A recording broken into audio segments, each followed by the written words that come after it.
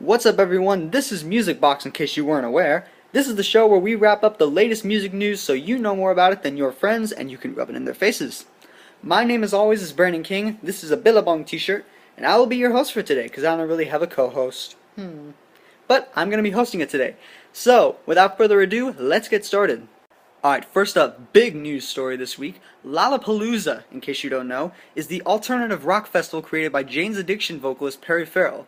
Recently showcased its Chicago leg this week. For those of you who don't know, Lollapalooza has 3 legs. It's in Chile, Chicago, and I don't remember the third leg. I'll put an annotation like somewhere up here. But they had their Chicago leg this week, which is the biggest. There are a lot of performers this year. Who were the performers? The Cure, Imagine Dragons, 2 Chainz, Ellie Goulding, Matt and Kim, Mumford and Sons, 9 Inch Nails, Alt J. So many great performers this year. And while I personally did not attend the festival, sad for me, I did see live broadcasts on YouTube, and I gotta say, some of these performances were really amazing, but 2 really stood out for me. 2. Like, I know you have to narrow it down, but these are 2. Number 1 is the Killers, and I'm a big Killers fan, so when I saw the Killers were going to be performing, I'm like, oh my god, this is going to be awesome! And I was totally right. I mean, first of all, they have so many hits, and they performed hit after hit after hit. These guys do not stop performing the hits. It was the only complete set that I watched the entire, live stream. Everything else I kind of, tuned out for a little bit. The Killers I watched all the way through. That's how awesome it was. Brandon Flowers, extremely charismatic frontman. He did everything he could to pump out that crowd. The rest of the band, don't ask me what their name is, I'm sorry.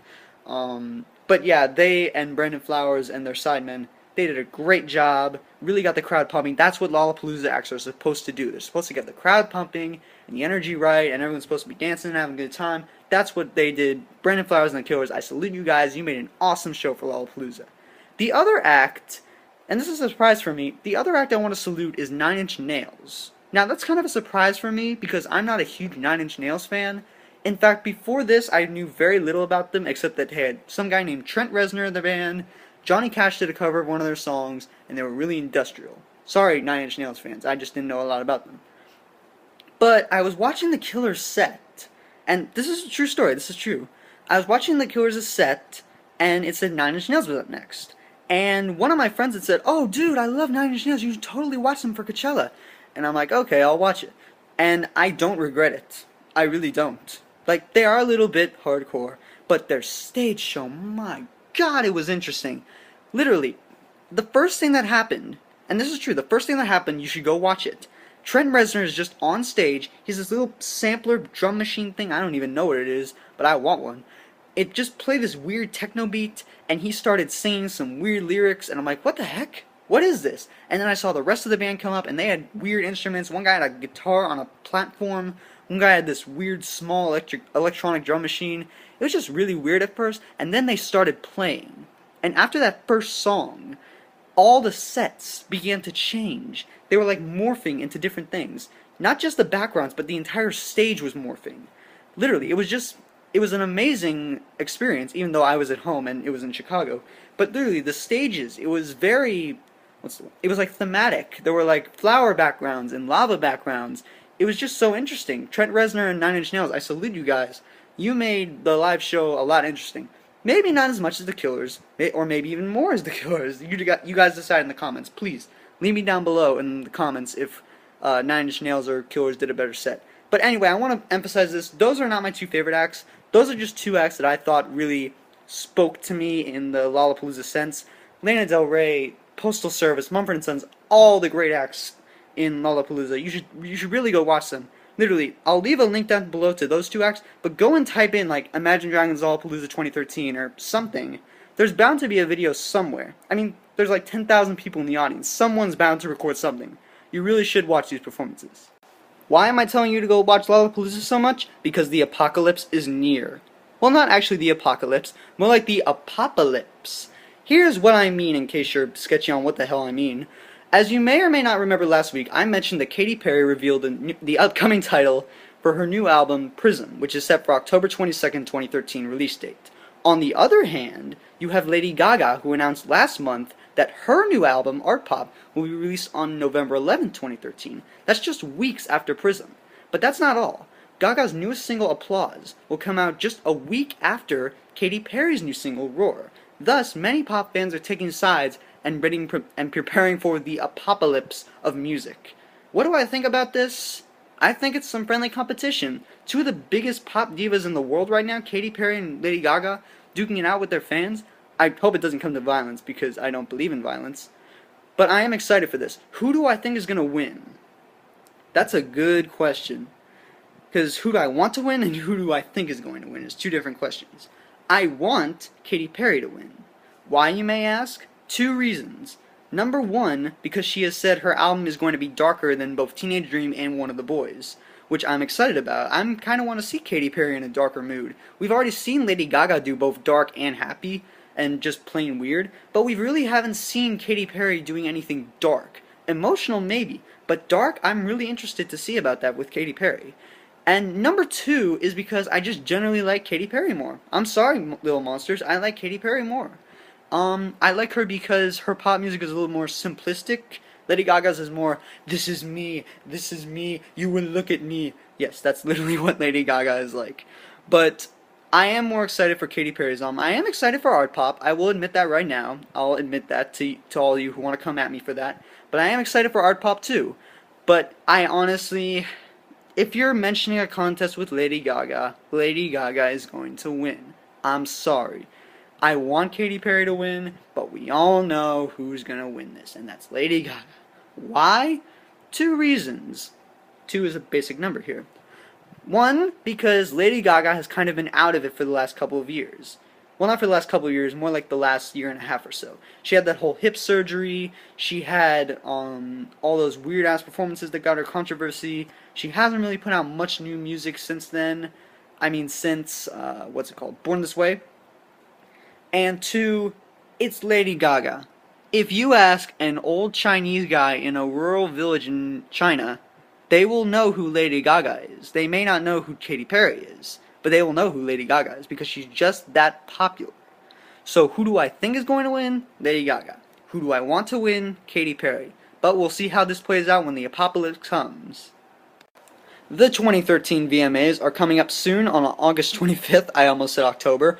August 25th, 2013, and we finally have another performer for the event. Guess who? Kanye West! He is only the second performer to be confirmed for the VMAs, and the only other one so far is Lady Gaga, who will be performing her latest single, Applause. Rumors are circulating also that Robin Thicke, Miley Cyrus, and Macklemore and Ryan Lewis may also be performing. Just real side note, I honestly agree with those three choices. Macklemore would be obvious, Robin Thicke would be obvious, Miley Cyrus, still obvious, but kind of good. Now, going back to the Kanye West thing, I don't know if I just said right now, he's going to be performing his new song, Black Skinhead, which has been receiving a ton of controversy, as if Kanye West himself wasn't controversial enough, and going back to the VMAs wasn't controversial enough. I agree with this if Beyonce and Taylor Swift aren't going to be there, but yeah, it's a little bit iffy with Kanye West. This could be an amazing performance. This could be like the biggest VMA performance ever. Of course, it could also just be him on stage going like this. Because that's how just egotistic Kanye West is. But I like Black Skinhead. I really liked Yeezus. And I'll say right now, I like Kanye West. I have faith that now that he's a father, he can be a more positive figure in the VMA community. So, I buy this. I'll buy this for now. We'll have to see on August 25th, but for now, I'll buy Kanye West performing at the VMAs. Yes, the VMAs. Next up, we have this. Ooh. One of the big stories from Lollapalooza was that the indie rock band The Postal Service was calling it quits. For those of you who don't know, The Postal Service was a supergroup composed of vocalist guitarist Ben Gibbard from Death Cab for Cutie, producer Jimmy Tamborello, that's how you say it, from Headset, with live members Jenny Lewis from Rilo Kiley and multi-instrumentalist Laura Burham from the Mina Birds. I've never heard of the Mina Birds, so I have to check them out after this. They have since only released one album in their history, 2003's Give Up, which is what this tour was for. They were promoting the 10th anniversary of Give Up, and they continuously plan on releasing a second album, but now that they've broken up, it seems like that won't happen. What do I think about the Postal Service breaking up? Well, it's a supergroup, And generally, supergroups don't really last that long. We've seen that from history. Damn Yankees, what's it called? That Metal Soldier, which was Fall Out Boy's side project. But I am a little bit sad about this. I wasn't the biggest Postal Service fan. Like, I listened to a couple of their songs, but a lot of my friends are like big Postal Service fans. Like, they're total indie heads. So they're probably gonna be crying in their sleep about this. I'm sorry if I mentioned you. But overall, I'm not too sad about this. I did want to see them make more material because when I first heard them, I'm like, huh, this is very interesting music. But it's not bad music. So I wanted to see more stuff from them, but it doesn't look like it's going to happen. So I kind of sell this. I'm going to sell this, just basically selling this. It seems as though repeating themes are a big thing today, because not only the Postal Service planning on finishing music, Chris Brown is. Chris Brown recently took to his Twitter this week and said the following: "Don't worry, mainstream America, after this X album," which X is his next album in case you aren't aware, quote, "it'll probably be my last album. Being famous is amazing when it's for your music and talent. I'm tired of being famous for a mistake I made when it's 18. I'm cool and over it." End quote. This tweet only comes a couple days after Brown's alleged hit and run, and a month after his probation for the Rihanna incident was revoked. When this was tweeted, fans retweeted this over 10,000 times in 1 hour, giving Brown moral support for more music. What do I think about this? He kind of has a bruised ego, admit it. Chris Brown has an ego. He thinks that he is one of the best stars in the world, but he's one of the most popular stars in the world, although sometimes for the wrong reasons. Ever since the Rihanna incident, he has been the Antichrist of R&B. Literally, I just said that, the Antichrist of R&B. Because everyone says, oh my god, he is a freaking criminal, I'm not going to listen to his music. No, that's just stupid. If he makes good music, listen to it. Who cares? If you think it's good music, like, for example, I had this same thing back when this happened. I heard about this, I stopped listening to Chris Brown. Then I heard his new song, and I'm like, oh, this is the same guy who beat up Rihanna. Should I listen to him? And everyone was saying, what? No, you shouldn't listen to him. He's the guy who beat up Rihanna. Why would you possibly listen to him? No, because it's a good song. And in case you're wondering, that song was Look at Me Now, which of course went on to be a huge hit, despite all that criticism. But no, I don't buy this. I think this is just his ego getting to him, because he's like, I'm the biggest thing. Wait, no one likes me anymore? I'm out. No, but I sell this. I think that Chris Brown just needs a little bit more of a push in his career. He needs to get back onto that With You level, Run It level, which he did back in like the 2000s. He just needs to get his career back in that state that he was in before all this happened, and he needs to get people to support him. And judging by the 10,000 retweets, I'm guessing it's coming. So overall, I sell this. I think Chris Brown does need to stay in music. I know that people still hate him, but I kind of like him. This week, Mumford and Sons, the folk rock band who revolutionized folk music and pop music, recently released a brand new music video for their song Hopeless Wanderer, which you can find on their album Bay Bell, which is on iTunes now. In the video, Jason Bateman, yes you heard me, Will Forte, Ed Helms, and Jason Sudeikis all star as Mumford and Sons, the band, and shows them performing the song Hopeless Wanderer in a barn with the actual instruments that they use. Mumford and Sons do not generally appear in the video. This video is awesome. You really should go watch it. At first, when I saw the trailer for this video, I was like, huh, cool, this is a cool Mumford & Sons song. Wait a minute. This isn't Mumford & Sons. What the hell did they do to them? But yeah, I believed for a second that they were Mumford & Sons because they looked so... The beards and the hair and the friggin' overalls and the musical instruments. It was just so awesome. It was a great concept. So I would prefer if they did another video like this. It brings you back to, for those of you who don't know, they did this before with the cave video, but they were in the video. They had like that whole like Indian musical quartet. They had them pretend to be them, and they were riding off on scooters. But this is another level. This is actually them getting people who look like them to fool us all. Like we all, like fool us once, shame on us, but fool us twice, no. But yes, I really love this video. I love the concept. The song is pretty good. I do wish that they had put Mumford & Sons in the video. Correct me if you did see them in the video. I didn't. But I really buy this video. It's really pretty cool. Ooh, this is awesome. Parrot Heads Unite. Jimmy Buffett recently confirmed that he was releasing a brand new album, Songs from Saint Somewhere, on August 20th. The album will feature 15, or 16 if you count the bonus track, new songs from Buffett, 11 of which he wrote himself. Guest appearances on the album include Emilio Estevez, Toby Keith, Fannie Lou, and, from Dire Straits, Mark Knopfler. What do I think of this? This is awesome news. I was raised on Jimmy Buffett. My dad, or my mom, I can't exactly remember. It was probably my dad. My dad played me Margaritaville, and I was loving it. It was just so happy and island-like. And I've been waiting for new Jimmy Buffett music. My history teacher loves Jimmy Buffett. So when I tell him about this, he's going to be ecstatic about this. He probably already knows about it because he keeps up on it. Anyway, what do I think of this? This is awesome. Emilio Estevez is a great singer. So is Fannie Lou. Toby Keith does his own thing with country. I think he's going to be really interesting with Jimmy Buffett. Mark Knopfler. My God, Mark Knopfler. Dire Straits are one of the greatest bands ever, okay? Just admit that right now. Dire Straits are friggin' awesome. Mark Knopfler is a genius. Him and Jimmy Buffett together, it's not on the Freddie Mercury Queen level that I was exaggerating about last week, but still, it's pretty freaking awesome. So, I buy this album. I will probably buy it, but maybe I won't. I'll preview the album first, as I always do. But I really am looking forward to this album. I mean, as Jimmy Buffett, this is the same guy who gave us Margaritaville and Cheeseburgers in Paradise and all those great Happy Island songs. This is going to be an awesome album. Could we finally be seeing a One Direction Wanted combo? Maybe. Ever since the British boy bands came out last year, many fans have been clamoring for a collaboration. Now, some fans have a reason to hope, because Nathan Sykes, one of the singers from The Wanted, recently stated the possibility of a 1D Wanted combo. He said, quote, "You never know, you never know. I think with Backstreet Boys and New Kids on the Block, that's really cool what they did. And there's been some great collaborations. You never know. I think ourselves and 1D have done really well to make sure the music stands up on its own. And I think with boy bands, it's very easy for people to say, oh, they sell a lot of posters. Oh, the kids buy it because they like the look of the guys. I think it's all down to the music, and as much as people can put it all down to, it's all down to the girls because they're amazing.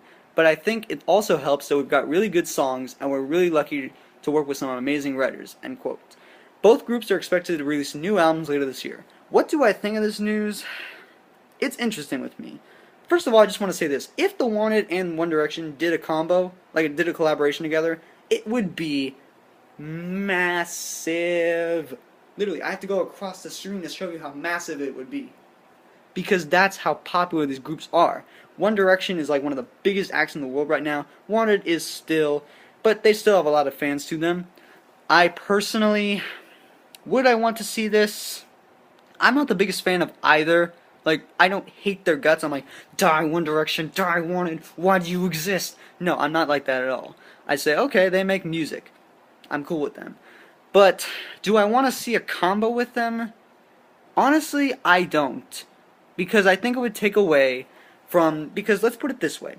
If you've seen singles come out, like on iTunes, or Amazon, or whatever you use, when you see singles come out, perfect example, The Way by Ariana Grande and Mac Miller. That single came out, it spent 2 weeks on the top of the charts. Kept songs like The Other Side and Can't Hold Us by Macklemore and other great songs. It kept them out of #1 and even the top 3 on occasion because that's how popular that song was. If you do a One Direction Wanted song, it's going to be the next The Way. It really is. It's going to be bigger than Glad You Came. Going to be bigger than, what's that one song?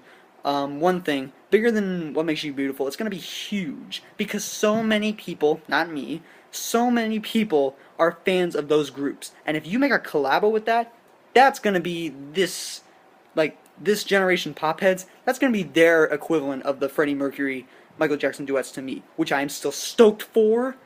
But overall, I don't really want to see this. I think both should just stay where they are, do what they're doing, and try and keep their image as it is. Or maybe make it better so my friends don't criticize everyone who likes it. Alright, next up we have Rapid Fire. Basically what Rapid Fire is when I have too many articles of music news to give you guys my opinion on. I'm just going to say the ones that don't matter as much. I'm just going to say them, no opinion to my own, and I'm going to read you the articles as they are. So here they are. Miley Cyrus is really pushing her record label. She's trying to leak her entire album because she said, quote, "We could just leak it. That's what I'm trying to do. I scare my label all the time because I just want my whole record out right now. I'm ready for people to hear it. Cyrus has already made controversy with her We Can't Stop video, which will be the first single for her album currently titled Bangers, yeah, Bangers, and has already reached 100 million views on YouTube. Young Money representative Drake has been added to this year's stacked lineup for the iHeartRadio Music Festival in Las Vegas. He will be joining performers like Elton John, Queen with Adam Lambert, 30 Seconds to Mars, and so many others that I can't name right now. He will be performing on September 21st, just days after the September 17th release of his brand new album, Nothing Was the Same. Linkin Park have been working furiously on their new album, but until then they're going to take off some time and headline the Sunset Strip Music Festival, which will be in LA and will hit clubs such as the Roxy and Whiskey A Go Go, famous clubs on the Sunset Strip. Other performers for the event include Wale, Dougie Fresh, Slick Rick, Warren G, Asher Roth, and AWOL Nation. The currently untitled CBGB biopic, CBGB for those of you who don't know, was an old-fashioned club back in the 70s. They were like a punk rock kind of club, new dance movement kind of club. Anyway, the biopic will be arriving this fall, and now artists for the soundtrack have been finally confirmed. The soundtrack will feature artists who helped pioneer the punk movement in the 70s, and those will include the Velvet Underground, the Police, the Stooges, Talking Heads, and of course, Blondie.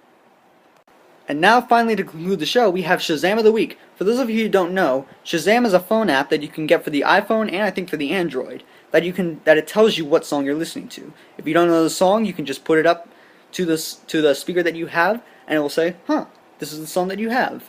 You can download it in the iTunes store now. I am not currently sponsoring Shazam. I just really like it, so I'm sharing with you a track that I got this week. It's called "She's Always a Woman to Me" by Billy Joel. It's a very, very cool song. It was off his 1977 legendary album, The Stranger, and it's a very, very cool song. It's got basically piano and guitar only, nothing else, just piano, vocals, and guitar. I don't know who is playing the guitar. Billy Joel is doing the vocals and piano, of course. The lyrics are very cool because the chorus is, quote, "And she'll take what you give her as long as it's free. Yeah, she steals like a thief, but she's always a woman to me." That to me is a little bit beautiful. He's saying that even though she's a gold digger, I still love her, and I think that's very, very beautiful. So that is my Shazam of the Week, "She's Always a Woman to Me" by Billy Joel. And that will do it for this week's Music Box. Thank you guys so much for watching this. You guys make me feel like I'm an actual genius, even though I'm not really a genius. But I do know a lot about music, so I'm hoping that I gave you guys some music knowledge today. If you agree or disagree on any of these topics, or that I left something out, or you have a question about music that you need to ask me, I'm trying to start like a mailbag thing where I take viewer questions. So please jump into the comments, leave me some stuff, or even go on the Facebook page, which I've left my address to right here, Brandon BK King, and you can leave comments in there about any or all the topics you got here today.